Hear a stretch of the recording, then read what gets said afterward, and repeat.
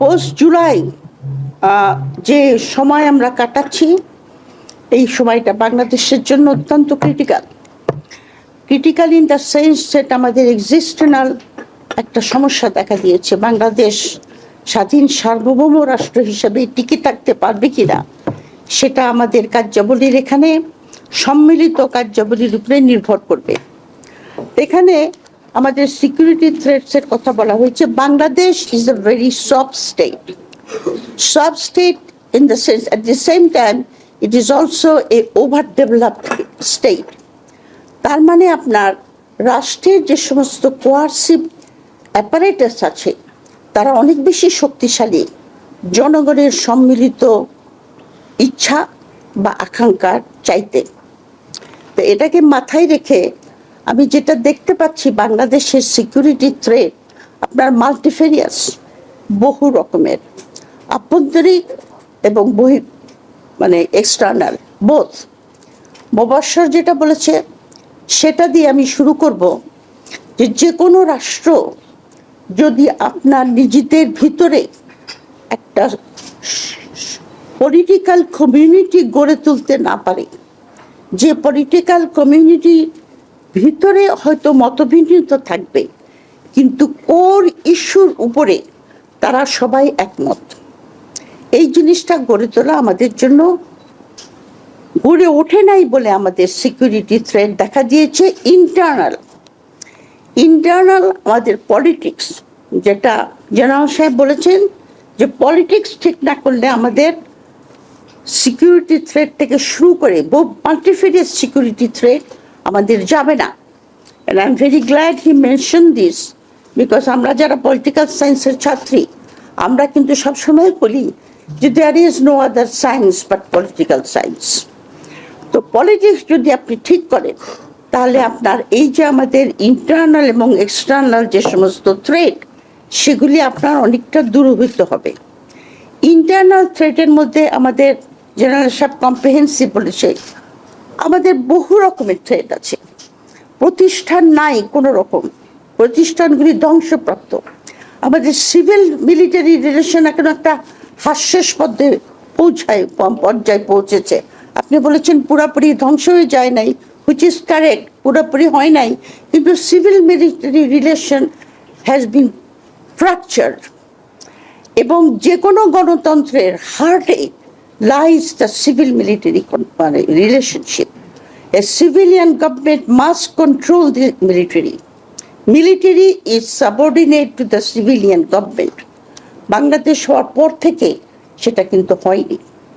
এবং বর্তমান interim government আমরা যেটা দেখছি সেটা অনেকেই হয়তো প্রকাশ করবেন না, কিন্তু দেখা যাচ্ছে যে প্যারালাল গভর্নমেন্ট চলছে।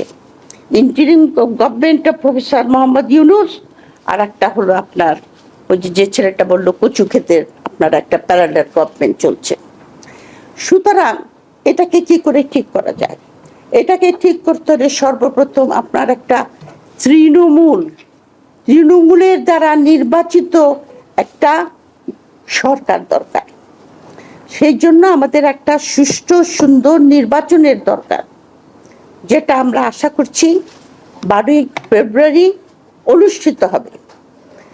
আনফর্চুনেটলি আমরা যেটা দেখছি যে এই নির্বাচনটা হয়তো যে জাতীয় নির্বাচন আমরা আশা করছি সেই জাতীয় নির্বাচন হয়তো নাও হতে পারে। And I hope I am রং। আমার মনে হয় বাংলাদেশ একটা ম্যানেজড নির্বাচনের দিকে যাচ্ছে। এই ম্যানেজ নির্বাচনের দিকে গেলে পরে বাংলাদেশ কিন্তু সংকট থেকে বেরোতে পারবেন না। জেনারেল আমিন যে জাতীয় সরকারের কথা বলেছেন যে parliament will work in the interest of the people, parliament should be accountable, পার্লামেন্টের আপনার সমস্ত কাজের ব্যাপারে ইনক্লুডিং পার্লামেন্টের পার্টস কিভাবে ব্যবহার করা হয় সেগুলির জন্য আমাদের আপনার রিফর্মস দরকার হবে। কিন্তু যেটা আমরা দেখছি যে রিফর্মগুলি প্রফেসর ইউনূস অবশ্য জায়গাটাকে একটু গন্ডগোল করে ফেলেছেন বলে আমার মনে হয়, উনি মাফ করবেন আমাকে, 11টা কমিশন দিয়ে কোনো রেজাল্ট আমরা পাইনি।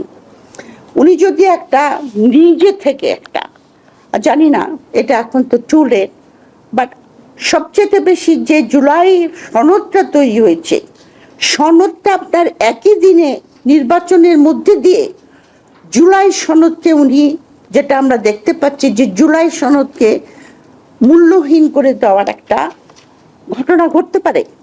কারণ আমাদের দেশের ভোটাররা কিন্তু আপনার ভোটের ব্যাপারে, যেমন আমাকে অনেকে জিজ্ঞাসা করেছে, এই যে যারা আপনার আপনার আমাদের আন্ডার প্রিভিলেজ গ্রুপ বলে যে আমরা কি ভোট দুইটা দেব, মানে কি ওই ব্যালট পেপারে দুইজনকে ভোট দেব নাকি আলাদা? তো আলাদাটা কি, সেটা কিন্তু কোনো প্রচার নাই সেরকম, যে কিসের উপরে এই জুলাইয়ের ভোট হবে, গণভোট হবে। তো সুতরাং আর একটা জিনিস যেটাতে খুবই একটা আমার কাছে সিকিউরিটি থ্রেট বাংলাদেশের জন্য, যে আমরা যদি সেরকম গণতান্ত্রিক সরকার গঠন করতে না পারি, তাহলে আমাদের external threat like India factor, Myanmar factor, এই দুটাই আমাদের প্রধান আপনার এক্সটার্নাল সিকিউরিটি ব্যাপার। এছাড়া আমাদের সম্মিলিত প্রচেষ্টা থাকতে হবে, আকাশ প্রতিরক্ষার যেরকম দরকার সেরকম আমাদের নেভাল ফোর্স বাড়ানো দরকার। কারণ বাংলাদেশের সবসময় হিস্টোরিক্যালি যারাই বাংলাদেশকে কন্ট্রোল করতে চেয়েছে অথবা বিস্তার করতে চেয়েছে, তাদের কিন্তু স্ট্রং নেভাল ফোর্স ছিল। তো সুতরাং বহুবিধ কাজ আছে, কিন্তু রিফর্ম জুলাইয়ের যদি না হয়, যদি আপনার গণভোটের জিনিসটা পাশ না হয়, এবং এই যে পলিটিক্যাল পার্টিগুলি যে ইশতেহার দিয়েছে খসড়া এখন পর্যন্ত, সেই খসড়াগুলিতে কোনো পরিষ্কারভাবে তারা বলে নাই যে আমরা জুলাই সনদকে আপহোল্ড করব অথবা বিচারকে আমরা সম্পূর্ণ করব। কেউ কিন্তু বলে নাই, বিএনপিও বলে নাই, জামাতে ইসলামও বলে নাই। সুতরাং জুলাই সনদ যদি আমরা সংস্কার, যে কথাগুলি আপনার যে প্রতিষ্ঠানকে ঠিক করতে হবে, সিভিল মিলিটারি রিলেশনকে ঠিক করতে হবে, দেশের যে আপনার পলিটিক্স হবে সেই পলিটিক্স জনগণের জন্য হবে, জনগণকে সংঘবদ্ধ করতে হবে, এগুলি কিছুই হবে না যদি আপনার আমরা পূর্ববর্তী রাজনৈতিক প্রক্রিয়ায় ফেরত যাই। এবং জুলাই সনদকে না করে দেওয়া মানে আপনার পূর্ববর্তী একটা ব্যবস্থায় আমরা ফিরে যাওয়ার পায়তারা করতেছি। That in my mind will be the greatest security threat for Bangladesh, because we won't be able to handle neither Rohingya crisis nor আপনার ভারত যেটা ডিমান্ড করছে যে আমার মত মতো একটা সরকার এদেশে আসতে হবে। কারণ জয়শঙ্কর এখানে এসে আপনার খালেদা জিয়ার শোক বার্তা দিয়ে গিয়ে মাদ্রাজে যখন উনি ফেস করেছেন একটা কলেজে শিক্ষার্থীকে, সেখানে কিন্তু উনি একটা থ্রেট দিয়েছেন বাংলাদেশকে, সোজাসুজি না, পাকিস্তানের কনটেক্সটে বলেছে যে আমাদের নেবার যদি আমাদের ইন্টারেস্টগুলি না দেখে, তাহলে আমাদের পানির সমস্যাটা নিয়ে এসছে সেই পাকিস্তানের কনটেক্সটে, যে পাকিস্তানের সিন্ধু নদীর পানি আমরা দেব কিনা ঠিক করব, পাকিস্তান যদি তার সন্ত্রাসবাদ বন্ধ না করে। এটা মনে রাখতে হবে যে বাংলাদেশে কিন্তু আপনার গঙ্গার পানির চুক্তি শীঘ্রই হবে। সুতরাং এটা একটা ভেইল কাইন্ড অফ মেসেজ যে আমাদের মত মতো না চললে পরে আমরা পানির হিস্সা নিয়ে কথা তুলব। এখন পানির হিস্সা নিয়ে কথা তুলতে পারে কে?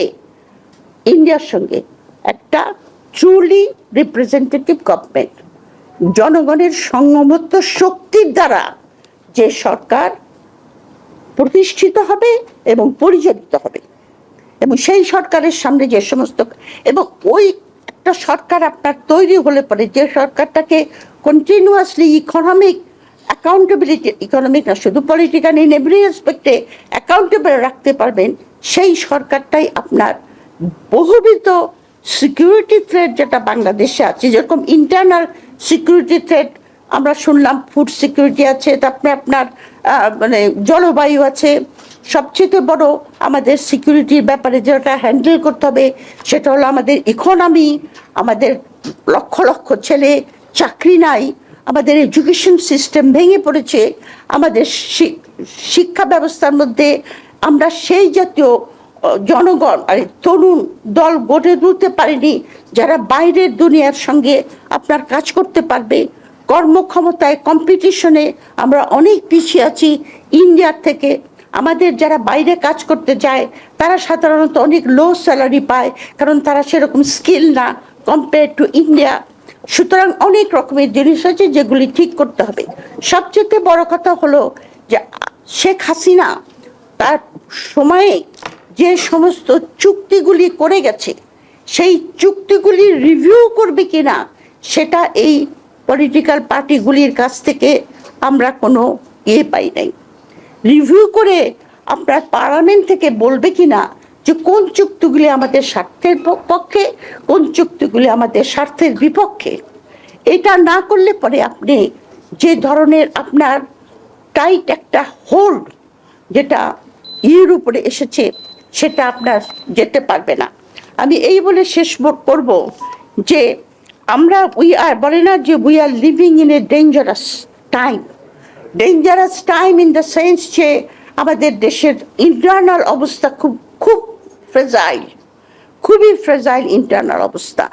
আমাদের এক্সটার্নাল যে সমস্ত থ্রেট সেগুলিও কিন্তু ঘনীভূত হয়েছে।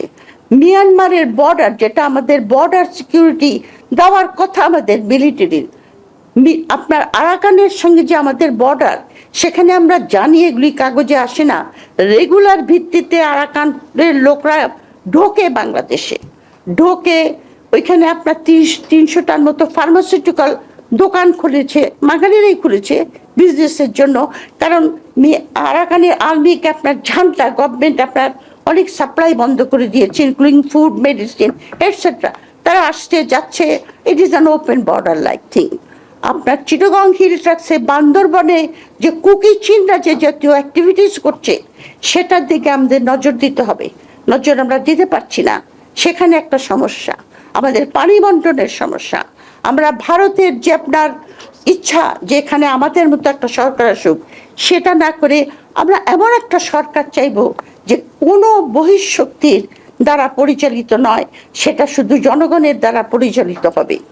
সুতরাং আমাদেরকে অনেক সামনে যে যুদ্ধটা আছে বা সামনে যে চ্যালেঞ্জগুলি আছে এগুলি মোকাবেলা করার জন্য এই জাতীয় ফোরামের অনেক দরকার আছে।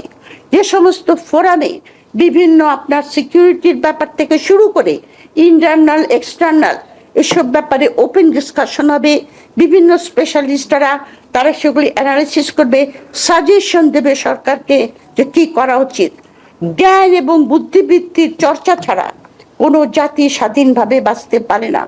সুতরাং আমি এটার উপর সবচেয়ে বেশি জোর দেব যে আমাদের এডুকেশন সিস্টেমকে ঢেলে সাজিয়ে ওই জাতীয় জনগণ আমরা তৈরি করব যারা আপনার বহির্বিশ্বের সব মোকাবেলাকে চ্যালেঞ্জ করতে সক্ষম হবে। আপনাদের ধন্যবাদ। Thank you.